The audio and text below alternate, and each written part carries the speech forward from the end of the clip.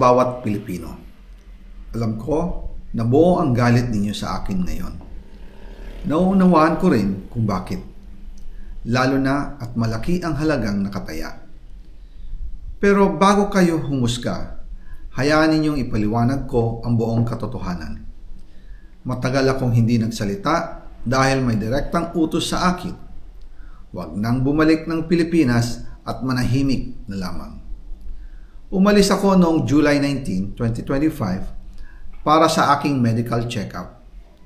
Nakaplanong bumalik pagkatapos ng SONA ni Pangulo. Pero habang papauwi na ako, tinawagan ako ni dating Speaker Martin Romualdez at sinabihan, "Stay out of the country. You will be well taken care of as instructed by the President." Noon naniniwala pa ako sa kanila, kaya't hindi ako bumalik. Tumikom ang aking bibig, sumunod ako, pero ang hindi ko alam, ang ibig pala nilang sabihin sa aalagaan ka namin ay gagamitin ako bilang panakipbutas sa kanilang kampanya laban sa korupsyon. Ginawa nila akong poster boy ng kanilang sariling kasinungalingan. Ngayon, hindi na ako mananahimik, ilalabas ko ang lahat ng katotohanan. May resibo, may ebidensya, at may pangalan. Nagsimula ito nung tumawag si Sekmina Pangandaman sa akin nung nag-umpisa ang BICAM process last year, 2024. Ang sabi niya, katatapos lang ng meeting nila ni Pangulo at may instructions na mag-insert o magpasok ng 100 billion worth of projects sa BICAM. At sinabi pa ni Sekmina, "You can confirm with Yusek Adrian Bersamin dahil magkasama sila sa meeting ni Pangulong BBM noong araw na yon." Tinawagan ko po agad si Yusek Adrian Bersamin at tinanong ko kung may instruction nga ba ang Pangulo na magpasok ng 100 billion during their meeting. Ang sabi niya ay totoo nga po.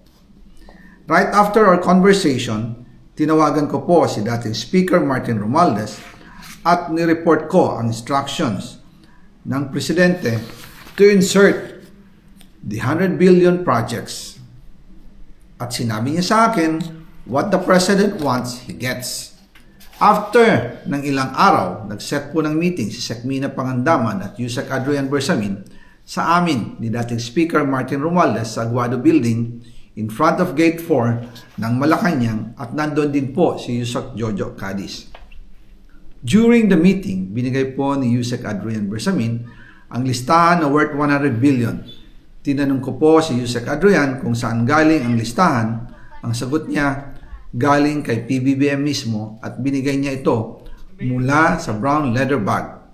Nung sinabi po ni Yusek Adrian Bersamin yung brown leather bag, naalala ko noong nasa Singapore kami right after the elections of May 2022 sa Hilton Hotel, kami ni dating Speaker Martin and PBBM habang pauwi at pabalik ng Pilipinas, hinabol ng PSG ang brown leather bag at ang sabi ni PBBM, maiwan na lahat, wag lang ang brown leather bag. Kaya naniwala ako na utos talaga ito ng Pangulo.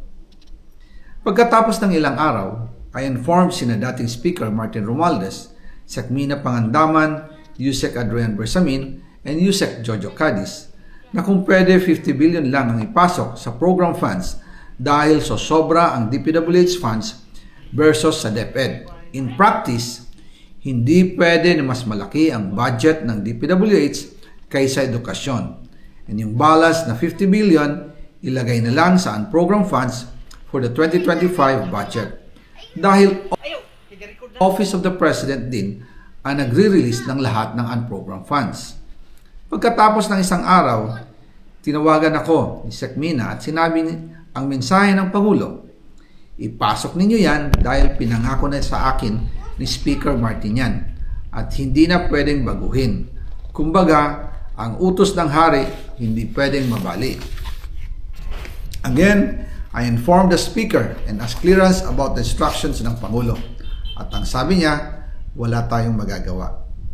Kaya po nagtataka ako kung bakit sinasabi ni Pangulo na hindi niya makilala ang budget. Samantalang lahat na binawas at dinagdag sa mga ahensya ng gobyerno ay humihingi ng approval sa kanya si Sekmina Pangandaman. bago namin ginawa o tinapos ni Senator Chis Escudero during the BICAM.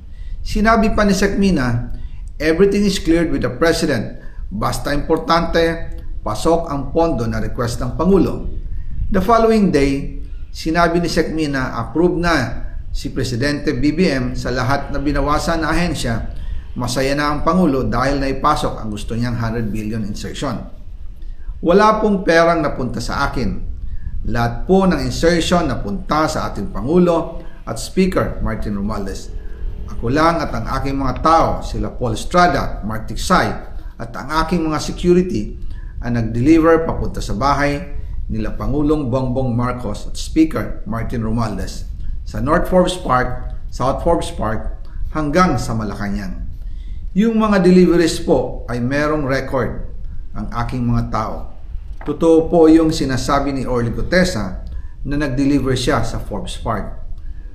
Totoo din po ang sinasabi ni Orly Gutesa na nag-deliver siya sa Malacanang nung siya ay nasa Senado. Para mapatunayan ang mga litrato na deliveries ay ilalabas ko po together with this video. After po ng approval ng budget sa General Appropriations Act of 2025, nagtanong po ako sa DPWH kung magkano ang kailangan na ibigay sa Office of the President o ang SOP na bigayan. Ang sinagot sa akin ay 25%. Ang ibig sabihin nito, 25% ng 100 billion ang SOP na kailangan ibigay kay BBM mismo. In total, 25 billion ang napunta kay Pangulong Bongbong Marcos. Kaya ngayon ay hinahamon ko si Ombudsman Remulla kung seryoso talaga siya sa mga sinasabi niya sa kanyang press release na idadamay niya pati si Martin Romualdez kung magbibigay ako ng ebidensya. Patunayan niya ngayon ang pronouncement niya. Imbestigahan niya ang fraternity Brad at ang kanyang kaibigan na si Speaker Martin Romualdez kung talagang tutupad siya sa tungkulin niya. Imbestigahan din niya si President Bongbong Marcos. Sabi nga ni BBM nung SONA, let's do it right at mahiya naman kayo, hindi po ba? Nananawagan din po ako sa Senado na imbestigahan ang 100 billion insertion ni Presidente. Alam ko po na hindi gagawin ni Ombudsman Remulla ang hamon ko.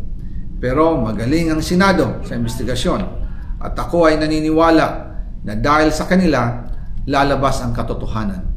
Yung pong listahan ng mga projects, ilalabas ko din kasama ng video na ito.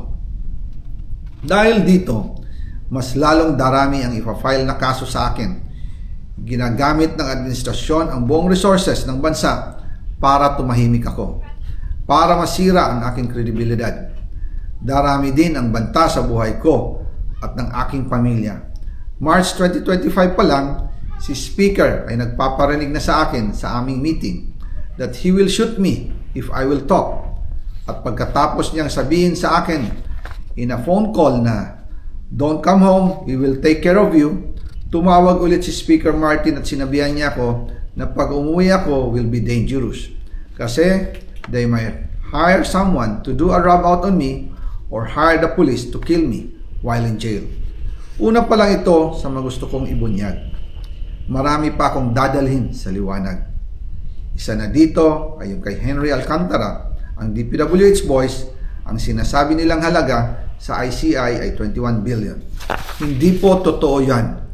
Ang totoong numero ay 56 billion pesos at yung pong halaga na yan ay kay Pangulong Bongbong Marcos at Martin Romualdez na punta lahat. Ilalabas ko po ang buong detalye sa darating na mga araw. Kaunting pasensya pa po. Sana po ay hindi nila ako mapatay bago ko mailabas ang lahat. Sa inyong lahat sa Pilipinas, lalong-lalo na sa aking pamilya, taos-puso akong humihingi ng paumanhin. Ginawa ko lang ang utos sa akin, pero ngayon, handa na akong harapin ang lahat.